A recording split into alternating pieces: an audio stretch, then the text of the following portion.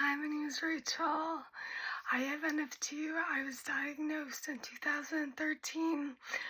I am completely deaf.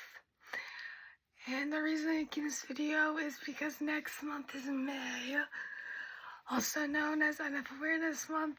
And on May 22nd is NF2 Awareness Day. I really want to take this time to kind of talk about the people that do have NF2, the fighters. When I first got diagnosed, my biggest issue was seeing Rachel, the person, and then seeing the condition, the girl who has tumors. It took years for me to try and find who I was. And it's not easy, going through after my first surgery happened right after I was diagnosed when I was 16. And there's just this point where I was just grieving what I've lost, but also grieving the future and knowing that I'll have to go through this again, but also multiple times possible. So I relearned to walk again, relearning how to use my hands, my coordination. It was just a lot to really burden and kind of go through. So there's this point where I was just doing chemo and kind of hoping for the best because there wasn't any options out there, and knowing that to have surgery soon, which is really took a toll on your mental health. And I think it's just something that's really looked over a lot, is the whole mental health aspect of having NF2.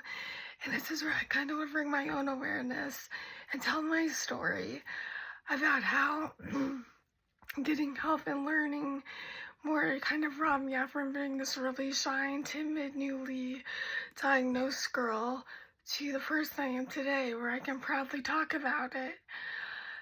This is an issue, I think, because not most, but there's a majority of NF2 fighters are young adults or kids. It is scary. You're just kind of like thrown into this medical world without giving any sort of guidance. And one thing that really helps me to learn, this is just what I feel like every, person who's struggling with that identity of, do I have tumors or am I a person? Is to just remember, for me, what I did was that learning more about the condition, asking questions about the doctor, and just getting more into the community. Because once I started realizing and connecting and meeting all these people with NF2, I never felt so much more passion.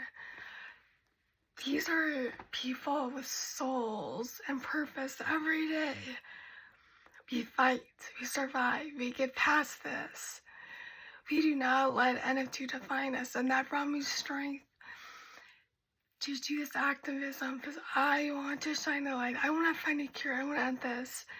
I love this community because we're all fighting for this cause and we show our strength and resilience. But we don't need any more people with NF2.